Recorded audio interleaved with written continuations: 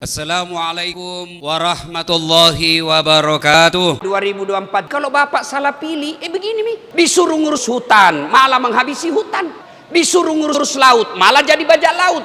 Tapi kalau ceramah orang begini dibilang radikal. Amar ma'ruf nahi mungkar. Mana kalau Muhammad kita sogok perempuan, bilang yang lain. Dah setuju. Kenapa? Muhammad bukan pejabat Indonesia. Kasih perempuan hijau matanya. Kalau begitu, di mana itu Indonesia? Kita tahu di Indonesia. Kita tahu dah ada pejabat begitu. Ada. Kau salah, kenapa kau pilih? Pilih sendiri kau pemimpinmu. Sekarang kau diberi kebebasan, pilih pemimpinmu. Pilih kau bupatimu, pilih wali kotamu, pilih gubernurmu, pilih wakilnya. Tapi karena kau disogok, mana orang jahat kau pilih juga. Jangan ketawa, serius orang ini. Yang manis namanya Mas Anies, yang tegar namanya Mas Ganjar, legowo pasti Pak Prabowo. Jangan lupa bangga sama Erlangga. Itulah kandidat capres kita, hasil survei A B C D E F G. Semua belum tentu bisa berlaga. Kita tunggu Jokowi dukung siapa? Ayo semuanya. Yang manis namanya Mas Anies, yang tegar namanya Mas Ganjar, legowo pasti Pak Prabowo. Jangan lupa bangga sama Erlangga.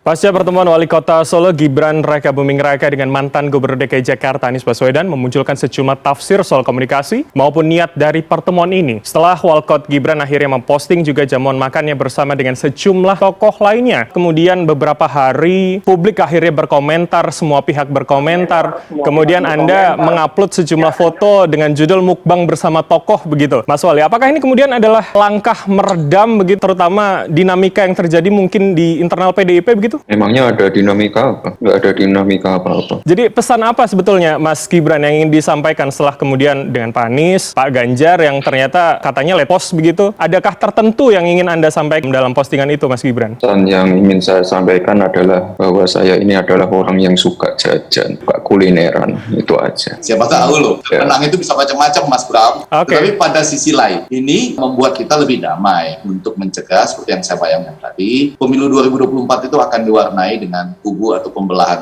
Baik, Mas Ege, berarti menurut Anda Mas Gibran membuka banyak komunikasi dengan judul belajar silaturahmi. Ini adalah ketok pintu komunikasi awal begitu untuk kemudian melihat bagaimana dinamika pada pemilu di 2024. Apakah itu Pilpres, apa itu Pilgub, itu masih akan dilihat nanti. Anda melihat seperti itu? Ini jangan-jangan dalam minggu ini saya melihat, mohon maaf kalau ada kesalahan juga dari pengamatan saya, tapi saya melihat Mas Gibran sekarang sedang membuka dirinya untuk media, ya, untuk tayangan-tayangan langsung seperti ini, sehingga saya bisa mengamati nih gaya bicaranya, zoom gambar di belakangnya, ini mulai membuka diri, ditambah dengan mungkin dia sudah merasa waktunya untuk juga tampil dalam konteks perimbangan tadi. Dia tidak, kalau ditanya pendek-pendek dia bilang, nggak berimbang, cuma makan aja, nggak ada politik meja makan gitu. Yeah. Tapi kalau dari mengutip dari kata-kata tadi, nggak satu partai, nggak satu kubu, ada upaya mulai keluar untuk menjemput yang saya sebut persahabatan politik. Tapi yang agak berbeda adalah menurut saya apa yang ingin disampaikan dari pertemuan-pertemuan seperti ini kan nggak bisa terus-menerus begitu ya, nggak bisa Mas Wali terus-menerus disampaikan ya cuma politik, nggak ada politik, cuma makan saja, uang ditraktir gitu ya, sama semuanya juga enak. Lama-lama kan ketika ini berulang kedua dan ketiga kalinya orang ingin tahu juga. Nah bagusnya sudah ada ya, setidaknya dengan Mas Anies itu ada kalimat mempelajari transportasi gitu lah. Menarik kemudian Anda sejak awal menyinggung soal background begitu ya. Kalau kita lihat ini kemudian Mas Wali cukup beragam menggunakan simbol-simbol anime, misalkan One Piece, Naruto, bahkan di tweetnya juga cukup banyak begitu. Apakah kemudian Mas Ege, Anda melihat ini sebagai simbol bahwa memang arahnya yang ditunjukkan adalah politik, mengingat anime-anime ini cukup kental dengan dinamika politik seperti Naruto dan juga One Piece? Saya aja mau menggunakan latar belakang buat nimbangin nih. Saya sudah tebak bahwa ini latar belakang layarnya Gibran akan begini sesudah beberapa pemunculannya. Tapi dia ingin mengatakan, Mas Wali inilah saya dengan gaya ini beberapa bagian memang masih ngikutin pola ayahanda, tetapi dia mulai membuka diri dan sama-sama sudah ada perhitungan apa keuntungan politiknya. Tadi kita bisa dapat dari kata tidak hanya satu partai satu kubu yang juga menguntungkan Anies, tetapi juga mengatakan nyaman bersama-sama dengan Mas Ganjar karena sudah banyak bekerja sama ya. Dan kita tahu banyak juga kembangan Kota Solo dalam kesinambungan dengan Mas FX Rudi Hadiatmo sebelumnya ya. Saya selalu menggunakan kata kesinambungan karena kan Mas Wali baru dilantik 21 bulan Februari tahun 2021. Nah, ke depan tentunya soalnya orang akan berharap ini latar belakang ini selalu menjadi sesuatu yang menarik, latar belakang apalagi yang akan ditampilkan gitu ya.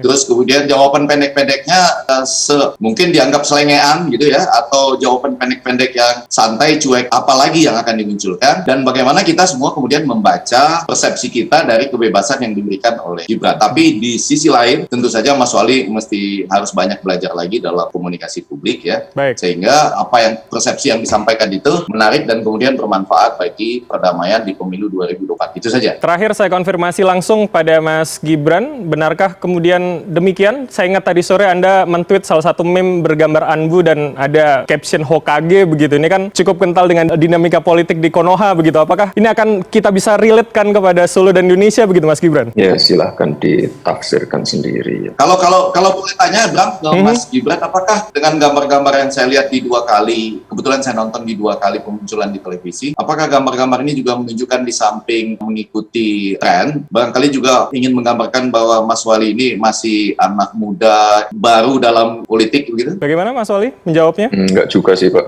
enggak juga. Biar ini kan kita udah 2 hari trending ya, algoritmanya stabil, itu aja. Berarti artinya semakin ke depan dengan stabil ini akan lebih digenjot lagi Mas Wali, mengingat memang mungkin 2 tahun lagi begitu untuk gelaran pemilu? Gimana? Sorry keputus. Ya, kalau Anda tadi mengatakan bahwa ini kemudian cukup konstan begitu tanggapan publik, viral, apakah kemudian ini akan tetap Anda lakukan seperti ini, menampilkan bagaimana Anda sebagaimana Anda begitu untuk kemudian kepentingan 2 tahun lagi misalkan dalam Pilgub DKI atau Jawa Tengah? Ya lihat aja lah nanti ya, 2024 masih lama. Oke, baik. Nggak usah inilah. Ya. Baik. Yang pasti adalah sedikit lagi saja, saya dengar ada elit dari partai apa yang mengatakan nanti mengusulkan Anies berpasangan dengan Gibran di Capres 2024. Yang itu belum bisa karena menurut Undang-Undang Pemilu kita pasal 129 usia Capres dan Cawapres itu harus 40 tahun. Gibran ini di 2024 belum mencapai 40 tahun, kurang lebih gitu ya. Jadi kalau ada usulan ya mestinya lihat undang-undang dulu gitu. Baik, ini kalau saya ingat jawaban tweet Mas Gibran adalah belum lulus ujian Chunin begitu Mas. Berarti artinya kalau tidak bisa Pilpres akan di Pilgub dong Mas Gibran? Ya lihat aja nanti ya. Saya masih fokus dulu di Solo. Masih banyak PR di Solo yang harus saya selesaikan. Saya belum genap 2 tahun. Oke, berarti akan fokus dulu. Kita akan tentu lihat seperti apa dan tentu publik akan terus menafsirkan begitu bagaimana kemudian langkah ke depannya. Terima kasih telah bergabung bersama kami Wali Kota Solo Mas Gibran Rakabuming Raka serta pakar komunikasi politik Mas Effendi Ghazali telah bergabung bersama kami. Terima kasih, matur nuwun, sehat-sehat semua. Gelaran pesta politik pemilu di tahun 2024, euforianya sudah mulai terasa sejak saat ini. Seperti safari politik dari berbagai elit parpol pun juga sudah mulai nampak dan diikuti oleh sejumlah survei dari bakal calon presiden dari beberapa lembaga survei di tanah air. Gambaran peta politik jelang pemilu nanti, seperti apa hasil survei dari elektabilitas bakal calon presiden yang sudah dilakukan ke publik belakangan ini. Ada 3 sumber hasil survei yang dilakukan oleh lembaga survei. Yang pertama kita lihat ini hasil survei dari lembaga Carta Politika. Hasilnya adalah ini 5 besar dari bakal calon presiden. Yang pertama, untuk posisi pertama diduduki oleh Ganjar Pranowo dengan perolehan suara 31,1%. Kemudian selanjutnya diisi oleh Prabowo Subianto dengan total perolehan suara 24,4%. Elektabilitas hasil surveinya. Kemudian Anies Baswedan dengan perolehan 20,6% dan diikuti oleh 2 orang lainnya yakni ada Ridwan Kamil 7,2% dan juga Sandiaga Uno 2,5%. Survei ini dilakukan pada September 2022 dengan jumlah sampel sebanyak 1.220 dengan margin of error ini sekitar 2,82%. Di mana kriteria responden ini berusia minimal 17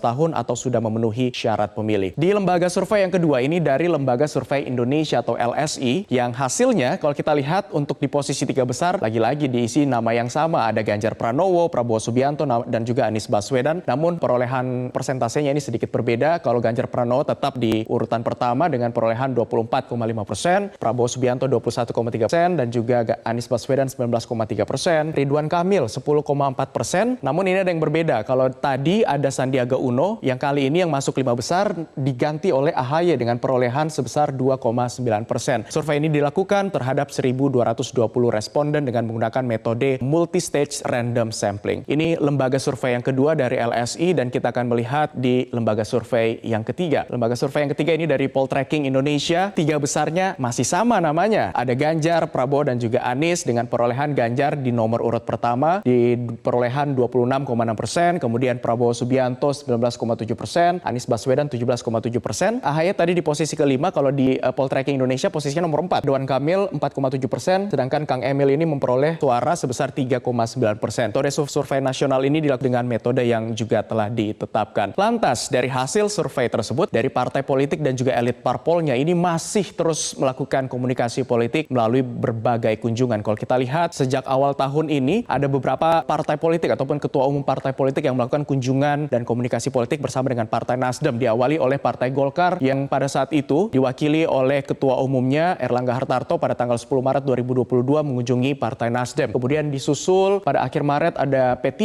yang pada saat itu juga seluruh elit parpolnya mengunjungi Partai Nasdem untuk melakukan komunikasi politik. Selanjutnya di bulan Mei ada PAN yang juga pada saat itu ada Zulkifli Hasan mengunjungi Partai Nasdem. Selanjutnya Gerindra di tanggal 1 Juni 2022 pada saat itu melakukan komunikasi politik dengan Nasdem. Nah, Partai Nasdem dan juga Gerindra pada saat bertemu sepakat untuk menjaga stabilitas nasional dalam pemilihan Presiden 2024, di mana Ketua Umum Partai Nasdem Surya Paloh mengatakan kedua partai akan menghargai politik yang lebih sehat dalam gelaran pemilu 2024. Kompetisi dalam pemilihan juga tidak boleh saling menjatuhkan dan kedua partai juga sepakat untuk membangun kesadaran publik untuk menolak penggunaan politik identitas, politik aliran dan juga kelompok. Nah, selain dari beberapa partai tadi yang juga sudah melakukan kunjungan komunikasi politik bersama dengan Partai Nasdem, ada juga dari beberapa partai lain yang melakukan kunjungan dengan partai-partai politik lainnya seperti PDI Perjuangan pada beberapa waktu yang lalu ini mengunjungi Gerindra. Kemudian Partai PDI Perjuangan ini juga melakukan kunjungan dan juga bertemu dengan Caimin dari Ketua Umum Partai PKB, kemudian lagi-lagi menjalin komunikasi politik. Nah, seperti yang diketahui pemirsa bahwa antara PKB dan juga Gerindra ini sudah terjalin yang namanya koalisi. Nah, ini akan kita lihat seperti apa koalisi yang sudah terbentuk sejauh ini dari beberapa komunikasi yang dilakukan antara elit parpol. Yang pertama kali terbentuk adalah Koalisi Indonesia Bersatu atau KIB. Ini terdiri dari 3 partai, yakni Partai Golkar, PAN, dan juga P3. Kemudian juga sudah memantapkan pilihannya, yakni ada Gerindra dan juga PKB untuk membentuk Koalisi Kebangkitan Indonesia Raya. Nah, dari beberapa koalisi yang sudah terbentuk ini, ada berapa sih partai yang saat ini belum menentukan hatinya untuk berlabuh dalam membentuk koalisi? Kita akan lihat di grafis berikutnya. Ada kurang lebih 4 partai yang belum menentukan arah koalisi mereka akan bergabung ataukah membentuk koalisi baru atau justru maju sebagai partai independen, karena ada 1 partai yang bisa maju tanpa melakukan koalisi karena secara syarat ini sudah bisa memenuhi syarat tersebut. Kita akan lihat di grafis berikutnya partai mana yang belum melakukan koalisi. Yang pertama Partai Nasdem, kemudian Demokrat dan juga PKS, dan juga ada PDIP. Namun kalau kita lihat syaratnya dari presidensial threshold yang 20%, PDI sebenarnya bisa maju sebagai calon tunggal ataupun partai yang independen tanpa membentuk koalisi. Namun lagi-lagi ini masih dinamis karena kita lihat beberapa elit parpol yang belum membentuk koalisi saat ini masih terus melakukan komunikasi politik antar partai politik lainnya. Dan hal ini juga mendapatkan tanggapan dari pengamat politik terkait dengan masih ada 4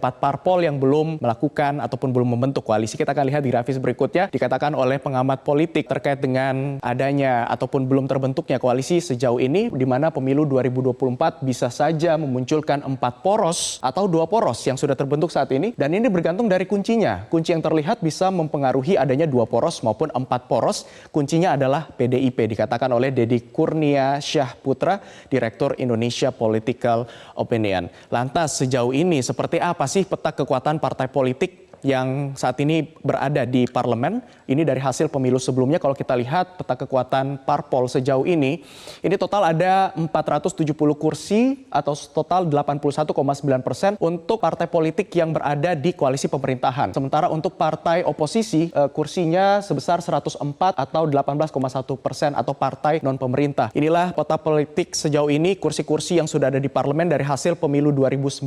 Seperti inilah presentase dan juga kekuatan yang dimiliki dari setiap parpol. Kemudian yang perlu diketahui bahwa syarat untuk mengusung calon presiden dan juga wakil presiden adalah memenuhi syarat kursi ini. Jika sudah terpenuhi sebesar minimum 20%, maka juga dapat langsung mengusung calon presiden dan juga wakil presiden. Dan pemirsa, itulah tadi pemaparan terkait dengan gambaran peta politik di tahun 2024 mendatang.